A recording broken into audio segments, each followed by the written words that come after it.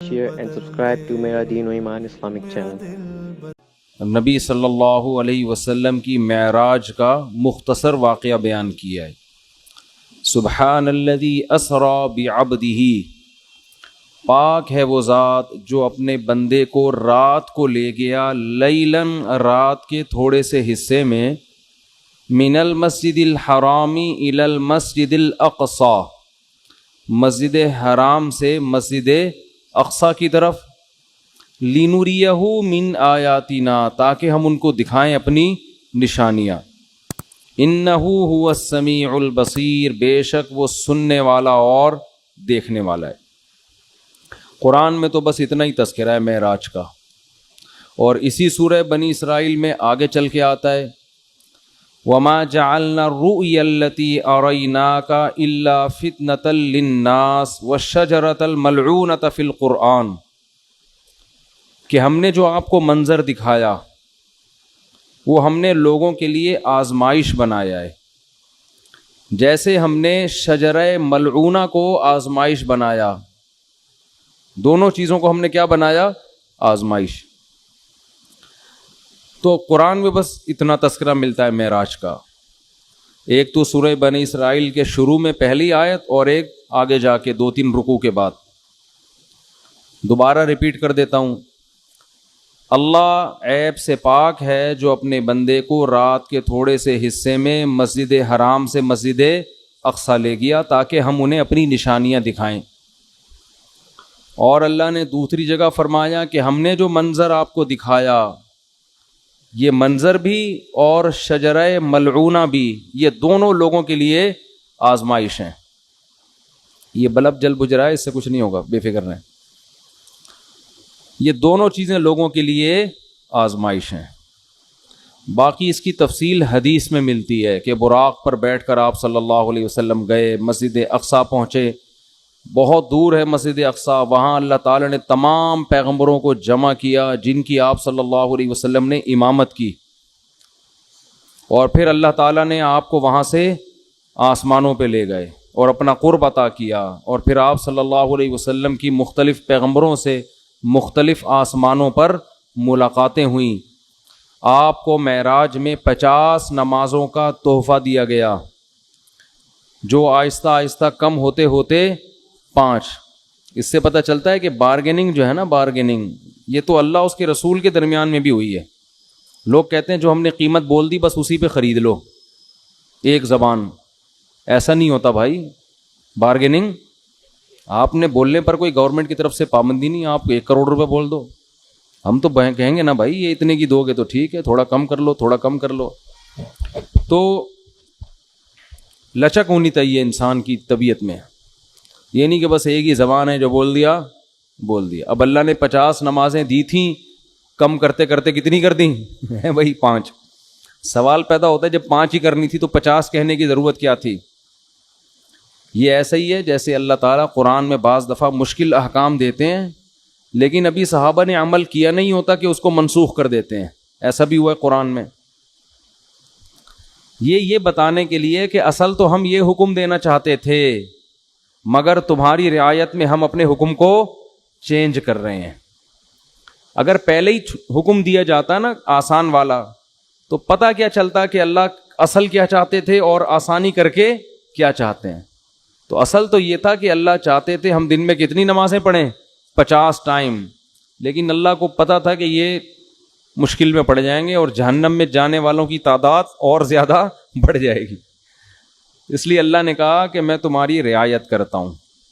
جیسے بیوہ عورت کو نکاح کے پیغام سے اللہ نے منع کیا، لیکن اللہ نے فرمایا اللہ کو پتہ ہے تم باز نہیں آؤ گے تو اشارتاً پیغام بھیج سکتے ہو، وہ اس زمانے کی بات ہے۔ تو اسی طرح قرآن میں آتا ہے کہ ہم حکم دے رہے ہیں کہ جب نبی کی محفل میں جاؤ تو پہلے کچھ صدقہ دیا کرو۔ پھر اللہ نے فرمایا اشفقتم ان تقدموا بین یدی نجواکم صدقہ، تم ڈرتے ہو کہ ہر چیز میں پہلے صدقہ دینا پڑے گا، چلو معاف کیا، نہیں دو صدقہ، ٹھیک ہے نا۔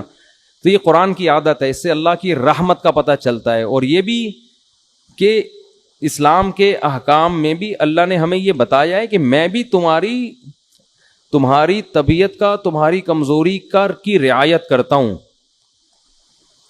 تو جب اللہ ہماری رعایت کر کے احکام دے رہا ہے تو ہمیں بھی اپنے ماتحتوں کا خیال بولو کرنا چاہیے. اللہ ہمیں بتاتا ہے کہ اصل تو میں یہ کہنا چاہتا ہوں، یہ چاہتا ہوں حکم ہو، لیکن تم نہیں عمل کر سکو گے، چلو یہ اس پر عمل کرو. اچھا، تو معراج کیوں نبی کا معجزہ، نبی کو یہ کیوں معجزہ دیا گیا؟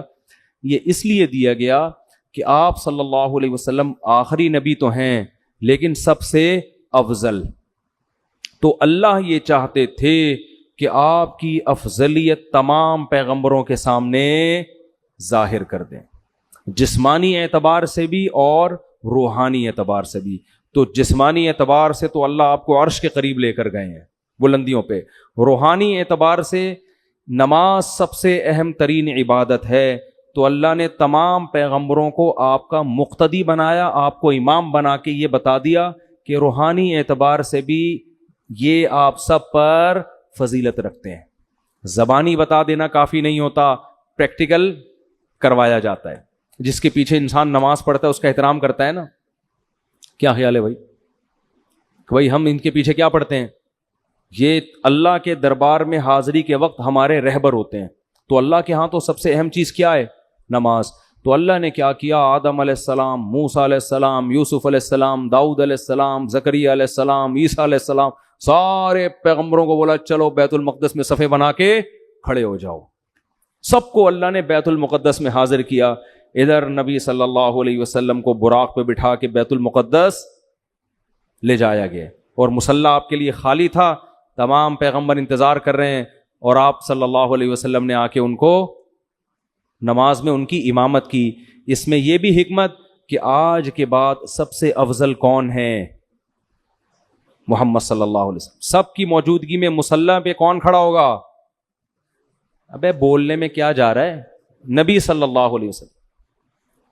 دوسری بات کہ اب تمام پیغمبروں کی شریعتیں کیا ہو گئی ہیں؟ منسوخ. کیونکہ سب نے نماز اخپل طریقے سے نہیں پڑھی ہے، اپنی اپنی شریعت کے مطابق. کس طرح سے پڑھی ہے؟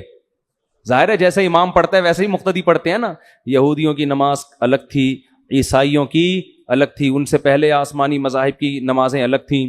اب جب نبی آ گئے تو نماز کیسے ہوگی؟ جیسے نبی پڑھائیں. کیا مطلب؟ نماز یہ ایک سائن ہے، علامت ہے شریعت کا، کیونکہ سب سے بڑا شعار ہے نا. تو اللہ نے بتا دیا نبی کے دنیا میں آنے کے بعد اب کوئی بھی دنیا میں آئے گا تو ان کے طریقے سے اسلام پہ چلنا ہے، اخپل طریقے سے اسلام پہ چلنے کی اجازت نہیں ہے. اسی وجہ سے جب حضرت عیسیٰ علیہ السلام قرب قیامت میں نازل ہوں گے تو اپنی شریعت کو فالو نہیں کریں گے بلکہ محمد صلی اللہ علیہ وسلم کی شریعت کو فالو کریں گے. جب نازل ہوں گے نا دمشق کی مسجد میں تو امام مہدی مصلی پہ کھڑے ہوں گے نماز پڑھانے کے لیے. تو حضرت عیسیٰ جب آسمانوں سے نیچے اتریں گے تو حضرت مہدی ان کے لیے مصلی خالی کریں گے کہ آپ نماز پڑھائیں. وہ کہیں گے نا نا نا نا، اس کام کے لیے اللہ نے اس امت کو منتخب کیا ہے. سمجھ میں شریعت اس امت ہی کی، کیونکہ یہ آپ ہی، میں امامت کرنے کے لیے بولو نہیں. تمہارے امام پہلے سے نبی آپ صلی اللہ علیہ وسلم امام ہے، وہ ان کی امامت ابھی بھی ہے. پھر کیوں تشریف لائے بھائی آپ؟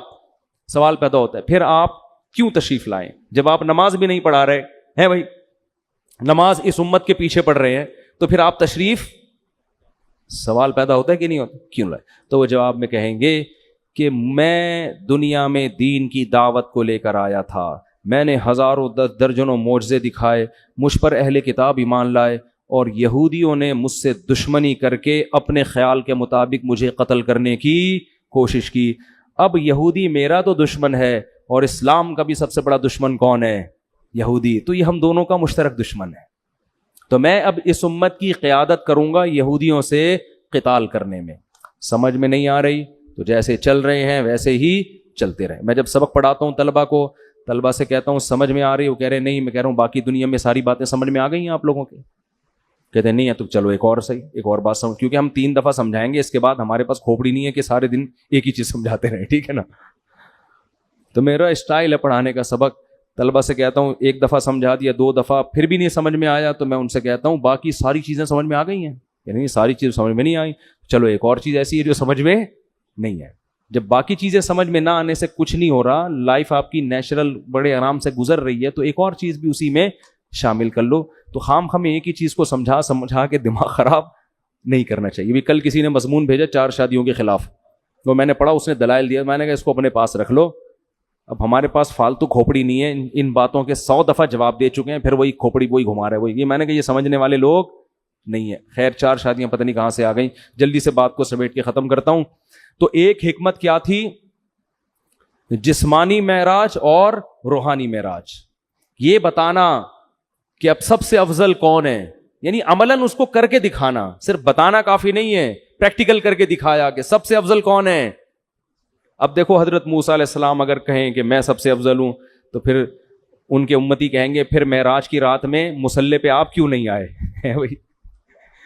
اگر یوسف علیہ السلام کہیں میں سب سے افضل ہوں, تو سوال پیدا ہوتا ہے پھر معراج کی رات میں نماز آپ نے کیوں نہیں پڑھائی. تو اللہ نے ایک عمل سے ثابت کر دیا. حدیث میں آتا ہے لو کان موسیٰ حیا لما وسعہ الا اتباعی, اگر موسیٰ کلیم اللہ جو بار بار کوہ طور پہ جایا کرتے تھے, جن کا ذکر اللہ نے قرآن میں سب سے زیادہ کیا, جن کو سرگوشیوں کے لیے اپنے قریب کیا, جن کو پوری کتاب ایک ہی دفعہ میں پکڑا دی گئی, لیکن نبی نے فرمایا ان تمام فضائل کے باوجود اگر موسیٰ زندہ ہوں, اگر اس وقت موسیٰ زندہ ہوتے, لما وسعہ الا اتباعی, تو میری اتباع کیے بغیر ان کی نجات ممکن نہیں تھی.